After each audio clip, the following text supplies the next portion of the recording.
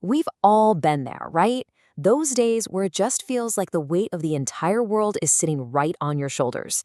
Maybe it's a loss, a failure, or just that deep, sinking feeling of being completely lost. So let's dive into this, because figuring out how to get through these moments, that's a skill every single one of us needs. And right off the bat, this is probably the most important thing to remember. It really truly might feel like the end. But a hard day, or a hard week, or heck, even a hard year, it's not the end of your story. It's just a chapter. A really tough one for sure, but it is not the final word. That's the real question, isn't it? How do we actually do it? Because it's not about just ignoring the pain or trying to power through. It's about finding a path, one step at a time. And that's what we're going to break down right here, using some amazing insights on how to build that inner resilience. So where do we even begin? Well, the journey through any hard time, it really starts inside.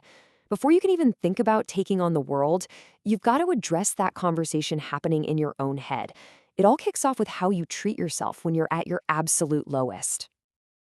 Our first instinct is usually to fight these feelings, right? To push them down, to tell ourselves we shouldn't be sad or angry. But acceptance is the total opposite. It's about giving yourself permission to just feel what you're feeling. It's not giving up, it's being honest with yourself so you can start to heal. Let this one really sink in for a second. We put this insane pressure on ourselves to fix everything like right now. But that's just not how life works. Some days, the only goal on the list is to just make it through. And you know what? If you do that, that's a win. That's a huge victory. Okay, so this slide. This is a battle I think we all recognize. It's those two voices in our heads. You've got the inner critic, the one that just drains all your energy. And then you have your inner encourager, the one that builds you up. The trick here is to consciously decide which voice you're going to listen to, which one you're going to turn the volume up on. And look, this isn't about lying to yourself or some kind of empty positive vibes only thing. It's about finding a kinder, more helpful truth. These phrases aren't just words. They're like anchors in a storm. Seriously, just repeating them can start to change how you react to stress. Pick one that feels right and just try it. All right, so we've started to work on our mindset, but then what?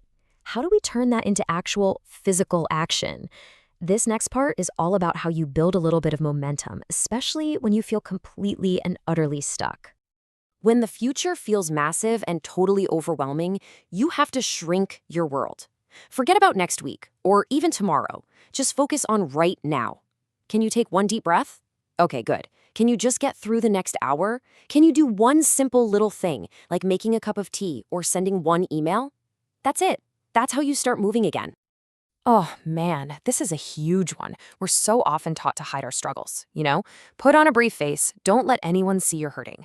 But real strength is having the courage to be vulnerable, to say out loud, I'm not okay, and to let someone help.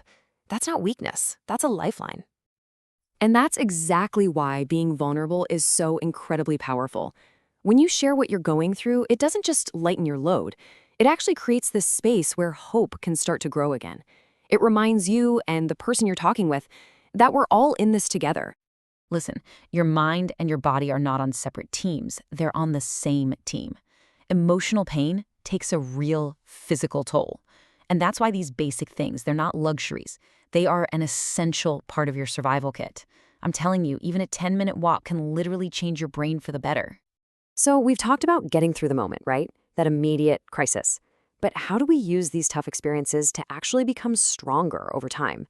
This next part, this is about turning that survival into real long-term resilience.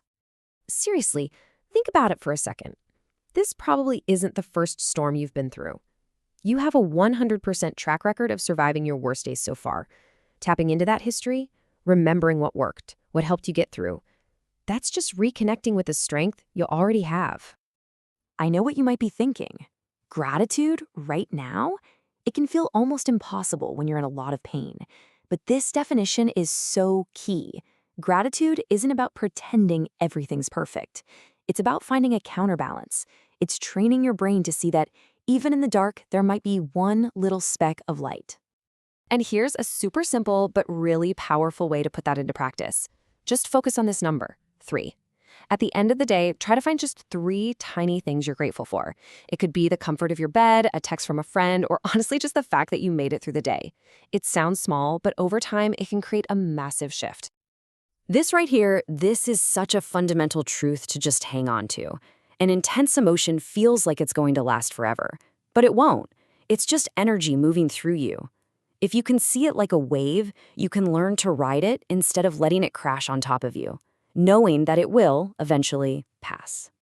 Okay, this next one is a deep question, for sure. And maybe it's not a question for the middle of the storm, but for when the waters have calmed down a little. Looking for the lesson, whether it's about patience or courage or setting a boundary, can actually transform the pain from something that just hurts into a powerful teacher.